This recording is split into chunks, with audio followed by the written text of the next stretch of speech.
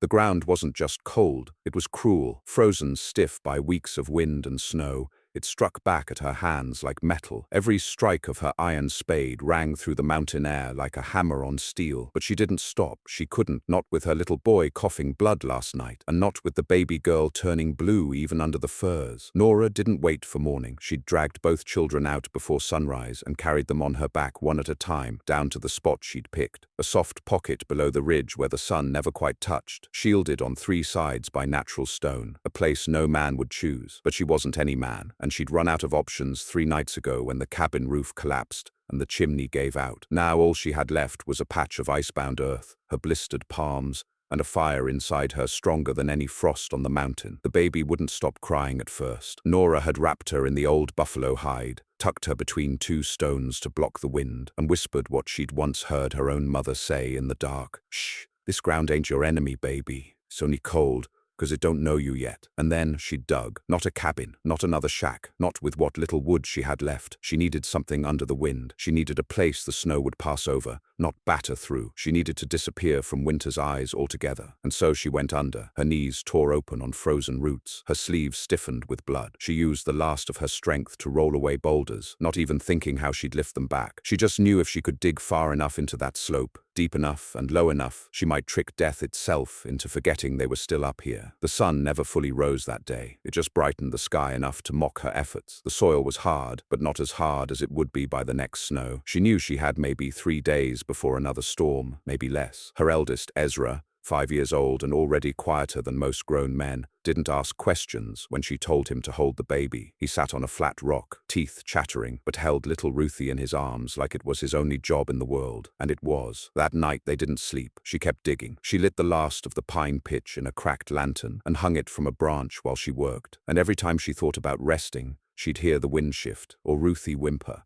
and she'd swing the pickaxe harder. There had been a husband once, Jesse, and a homestead dreamed together, but he'd left for lumber work 3 counties east in October and hadn't been seen since the snow came down. She'd waited, then she'd wept, then she'd worked. By the second night, she'd carved a hollow in the hillside big enough for her and the children to lie down flat. It wasn't tall enough to stand. It wasn't dry enough to sleep without shivering, but it was darker, warmer, quieter. And when she sealed the entrance with the old fur curtain from the cabin, she could almost believe the wind didn't know where they were anymore. Still, it wasn't enough. Dirt alone wouldn't keep them alive. She needed insulation. She needed heat. She needed air. The baby's breath kept catching, and Ezra's fingers looked too pale. That third morning, she walked the slope again, her eyes scanning for the thickest patch of turf she could find. Sod, that was what she needed. Dense, rooted, and already bound with moisture from snowmelt. The kind the old mountain wives once cut into bricks and stacked like walls. She remembered stories of it. Houses built into hillsides, dugouts, earthen dens. Only this wasn't a story, and she wasn't just building walls. She was building a last chance. Each cut took longer than the last.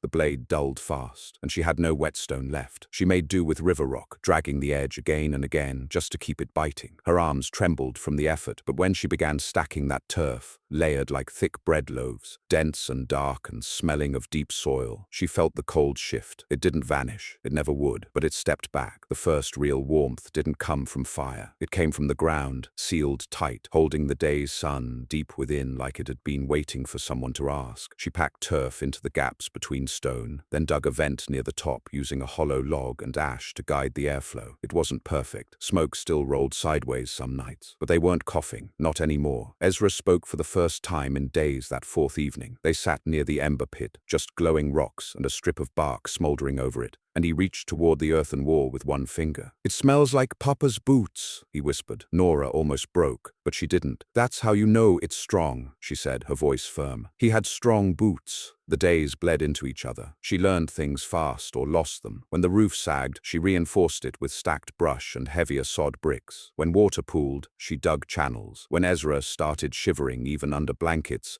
she tore the lining from her own coat and wrapped his legs. She rationed every last dried bean, every sliver of salt pork, but still counted out crumbs for the children each morning like it was communion. On the 6th night, Ruthie stopped crying altogether. At first, Nora thought it was a mercy. that she'd finally fallen asleep deep, but when she touched her cheek it was too cold. Panic gripped her like ice around her heart. She shoved more bark into the pit, burned the last of the pitch, and held her daughter's tiny form close to her chest all night, whispering stories into her ear, tales about spring, about birds and green grass, and Papa returning with new boots and a sack of cornmeal. At some point Ruthie stirred, just barely, enough to let out one weak cough. Nora cried for the first time in days, holding the baby so close her own skin blistered from the coals. Outside, another storm hit, the kind that devoured whole homesteads and made strong men vanish. But beneath the turf, they didn't hear the full fury. The sod muffled it, the earthen walls embraced it, and in that darkness, lit by a single glow, a mother whispered more stories, not out of hope, but because it was the only weapon she had left. And by morning, when the storm finally began to lift and light seeped through the vent, she did not rest. She stood. She pulled herself out into the blinding white, her legs wobbling under her like they were borrowed. She looked at the buried world around her, the broken ridge, the collapsed cabin far behind them, and the still sky that meant the worst had passed. And she knew the earth had held. But survival wasn't a finish line. It was just another threshold. She needed more than a hole now. She needed walls that would last. She needed to build a life inside that hill, not just a shelter. And so she started again. The first thing she did when the storm passed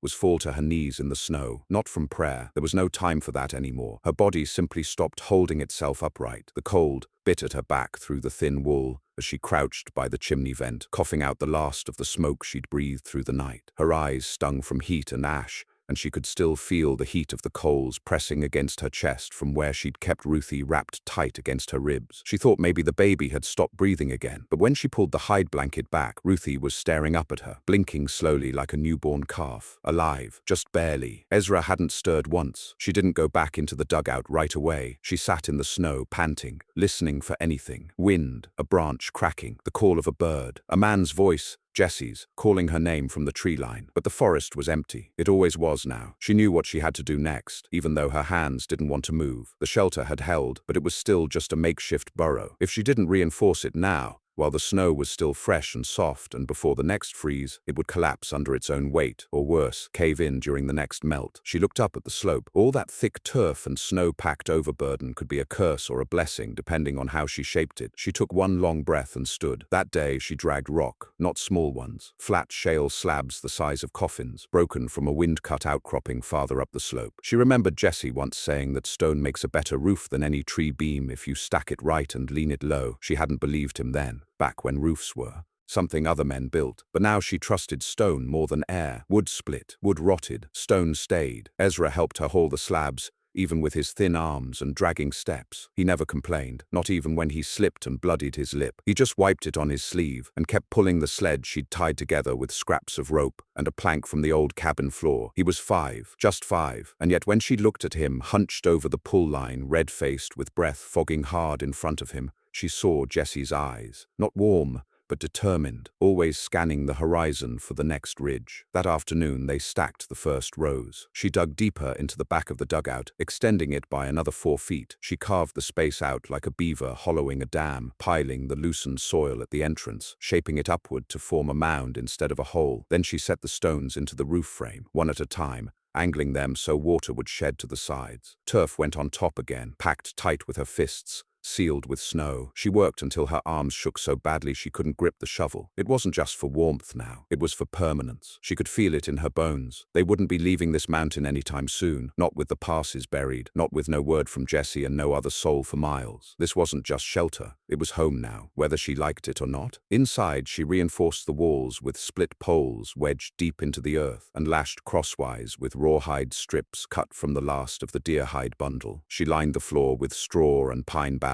The air still stank of damp dirt and smoke, but the wind didn't bite so hard. Ruthie started cooing more, even giggling once when Ezra tickled her ribs. And that sound, that tiny burst of joy in the middle of the silence, nearly broke Nora. She turned her back fast, pretending to check the chimney vent, so Ezra wouldn't see the tears. That night, They didn't light a fire. She didn't want the smoke to draw attention. It wasn't bears she feared. It was people, desperate ones, trappers who'd lost their lines, men who smelled weakness from 100 yards out. She sealed the vent with snow and laid them all down beneath the turf, wrapping the children in every scrap of fabric she had. They huddled together, and she whispered again. Not stories this time, but plans. She told Ezra they'd start a water catchment, that she'd find a better place for food storage, that they'd make shelves, even windows somehow. He didn't ask how. He just nodded, eyes half shut, and whispered, "We can make it, Mama." In the morning, she almost believed it. Food was next, and it was bad. The dried beans were almost gone. She'd been boiling pine needles for broth, chewing dried moss, and mixing bark flour with melted snow. Jessie had taught her to snare rabbits once, back before Ruthie was born, and she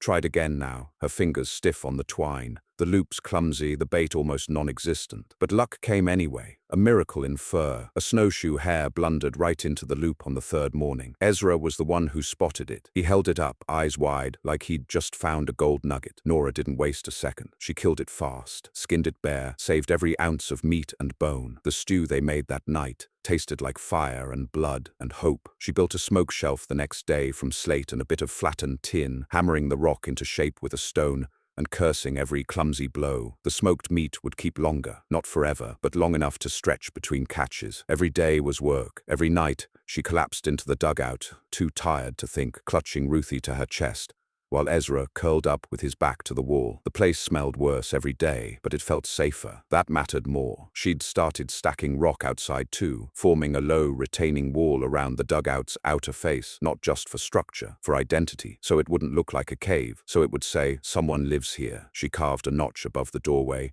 and hung a strip of deer hide. Ezra called it their sign. She didn't laugh. He needed that. She needed that. Snow kept falling. Not heavy, not yet, but steady enough to erase every trail, bury every stump and broken branch. The mountain had gone from wild to blank, a white silence that swallowed all sound. Days passed with no word, no signs of other people. She'd climb the ridge when she could and scan the trees. Sometimes she lit a signal fire, just in case Jessie saw it, but no one came. One night, when Ruthie was finally sleeping deep and Ezra had drifted off mumbling in his dreams, Nora crawled out of the dugout and stood barefoot in the snow. She looked up. The stars were clearer than she'd ever seen. The cold gnawed her bones, but she didn't flinch. She stood there and whispered into the still air, "If you're out there, Jessie, I ain't mad, but you'd better be alive, 'cause if I find out you died easy while we were down here fighting like wolves, I swear I'll come to whatever heaven you found and drag you back myself." Then she laughed, a sharp, broken sound, and went back below. That week she started digging a second chamber, not bigger, just separate, for storage, a way to keep damp food away from sleeping children. She learned to waterproof the walls with mud mixed with ash. She learned to spread snowmelt in flat pans so it would refreeze smooth, then break the surface into drinking chips. She learned how to chew pine pitch to stave off hunger, how to rub birch bark on chapped skin, how to quiet Ruthie with nothing but heartbeat and breath. There were close calls. A shelf collapsed once, narrowly missing Ezra's foot. A fox stole one of the smoked strips she'd left cooling near the vent. And one afternoon she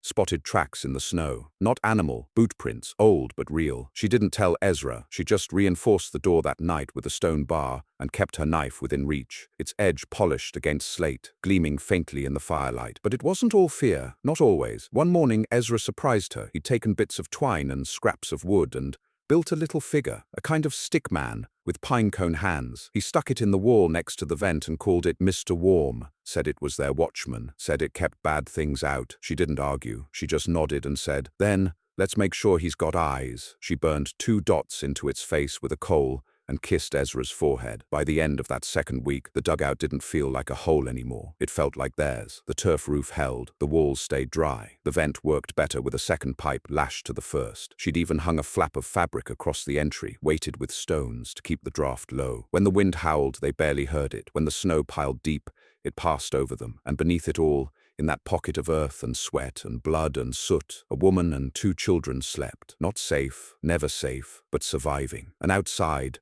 the mountains watched. The freeze came down harder in the 3rd week than she'd seen in any of her 6 winters on the ridge. Not just deep cold, but killing cold. The kind that didn't whine through the trees like usual, but crept low and slow like it had intelligence behind it, stalking, waiting. The kind that crept through a man's eyelids while he slept and turned his lungs to ice before morning. But the turf house held. Every night Nora checked for cracks, ran her palms along the seams in the wall, pressed her ear against the packed roof to listen for drip or sag. She'd become like the ground itself, hardened, ever watchful, in tune with the groans of the earth. She no longer dreamed of Jessie walking through the door. She no longer expected rescue. Those fantasies had slipped away quietly one evening while she'd been crushing ash into the clay sealant mix. She remembered pausing, staring at her reflection in a puddle on the floor, seeing the grime on her face, the soot in her hair, the hollowness in her own eyes, and she realized she didn't look like the woman who had once waited. She looked like someone no longer waiting at all. Ezra had grown more silent. He didn't ask about Papa anymore. He took to sketching things in the frost with his fingers, shapes, animals,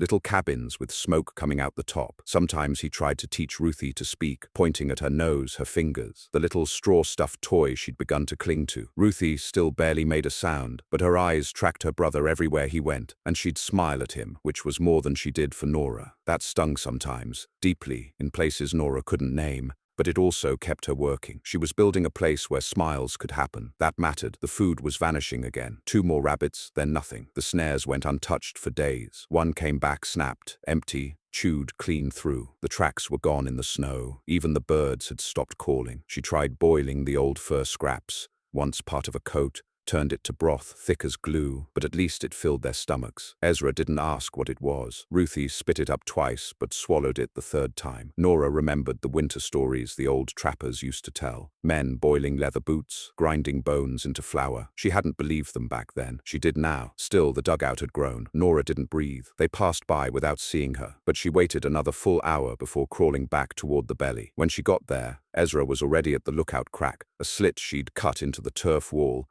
and concealed with pine needles. He turned to her, pale but calm. "I saw him," he said. "Didn't make a noise." She hugged him so tightly he gasped. That night she added a 3rd exit, a tunnel so narrow she had to dig it on her side, burrowing like a badger, eyes full of dirt. It opened behind a fallen pine tree 30 paces away and was hidden with a rock flap, just in case. She moved the food stores, buried half the dried meat behind the 2nd wall, the other half in a waterproofed pack near the 3rd exit. She showed Ezra where it was. "If I say the word sunset, you grab Ruthie and go. Don't wait for me." He nodded once, didn't argue. They survived the next few weeks like that, cautious, buried, quiet. No more fires that smoked too hard, no noise above a whisper, but the men never came back. Still, it changed her. She realized then that surviving the cold was only one part of the war. There were others out here, hungry, watching, and they didn't have children to protect, so she built again. She added a trench near the entrance, not deep, but curved, a blind spot for intruders. She sharpened sticks and planted them at angles, not traps, warnings. She didn't want to kill, just to make anyone think twice. The belly wasn't just shelter anymore, it was defense. The snow melted fast after that. Streams roared down the rocks, carving gullies through the forest. Trees groaned under their own weight, shedding limbs. The sky turned brighter, but the world smelled of rot, thawed animals, spoiled roots, soaked bark. Nora spent hours clearing the roof, patching leaks, hauling rocks to divert meltwater. But it was the silence that got to her. One morning, Ezra sat by the vent and asked, "Are we the only ones left?" Nora didn't answer. That day she hiked east, farther than she had all winter, past the burnt tree line, over the old ridge where Jessie had once promised they'd build a smokehouse. She found nothing, no cabins, no traps, just silence. She had shouted once, hoping maybe someone, anyone, would answer. Only the trees echoed back. She came home with wet feet and no answers. The next day, she packed what little they had and left a sign above the dugout. "Alive, 2 children, will trade for salt, grain, boots." Then she left the children in Ezra's care, gave him the hunting knife, and walked west. She found them 2 days later. A family, mother, father, 1 teen daughter, living in a collapsed barn covered in pine boughs and snow, half frozen, half starved. The father had frostbite in one hand. The girl couldn't walk, but they were alive. She didn't hesitate, gave them half her flour, 2 of her smoked strips. Then she asked if they knew Jessie. They shook their heads. Still, they wept when she told them about the belly. She led them back. Slowly, the girl limped, leaning on her mother. The father walked with one arm clutched to his chest. It took 3 days. When they reached the dugout, Ezra cried. Ruthie shrieked with laughter. The belly was no longer just theirs. But Nora didn't mind. She dug a new chamber, a guest den, dug it fast, furious. She taught the father to seal turf, taught the mother how to dry bark flour, taught the daughter how to scrape pine resin. They learned quick. They had to. That night, they all sat around the ember pit. It was tight, cramped, but no one complained. Ruthie fell asleep with her head on the other girl's lap. Ezra talked more than he had in months. And Nora, she sat with her back against the dirt wall, knees drawn up, listening, to laughter, to breath, to life. No one spoke Jesse's name. No one had to. Spring finally came for real 2 weeks later. The ground grew soft. The first green shot up from under stone. Trees budded, snow vanished, and the work began again. They planted in the cleared flat below the dugout. Barley, corn, potatoes scavenged from the others' stores. They built a second turf house nearby. Then a third, smaller, shelters, not homes, but dry, solid. Other families came. Word spread, slow, like a rumor from the trees. But it spread. A woman with 2 children had dug a home in the mountain, survived the worst freeze, shared her warmth, offered safety. They brought trade. They brought news. Jesse's name was never among it. And Nora stopped listening for it. Instead, she built. By midsummer, there were 6 turf shelters along the ridge. Nora's was still the biggest, still the warmest, still called the Belly. Ezra called her the digging queen. She pretended to scowl, but smiled when he turned away. One night, the other woman, Sarah, the one who'd limped in half dead, asked her, "How did you know it would work?" Nora didn't answer right away, just looked at the fire. Then she said, "I didn't. I just knew if I didn't go down, we weren't coming up." Sarah nodded slowly. "There's gonna be another winter." Nora didn't flinch. "Let it come. I'll dig deeper." And she meant it, because now it wasn't just about hiding or surviving. Now it was about proving something, that a woman could carve life into stone, that a mother with 2 children could turn cold earth into a fortress. That warmth didn't come from chimneys or wood, but from grit, from will, from hands that refused to stop. The Belly had been born from desperation. Now it was becoming legend, and winter, when it came again, would find not one woman and 2 children buried in a hill, but a mountain full of them, ready. The first real summer on the ridge came not with heat but with sound. Birds returned in flocks. The wind lost its bite. Soil breathed steam in the mornings, and the ash pits outside the Belly crackled with life, not desperation. And under that softened sky, the ridge that had nearly killed her family now hummed with the quiet labor of settlers who had watched everything die and then decided to stay anyway. Nora hadn't meant to build a village. She hadn't set out to lead anyone, but the freeze had changed them all. And when a woman is the only one left with calluses deep enough to dig turf with bare hands, others listen. When she has children who lived, when her walls held and her fire never went out, people follow, and they did. By July, there were 9 dugouts on the ridge, all patterned after the Belly. Nora taught them how to angle the slope,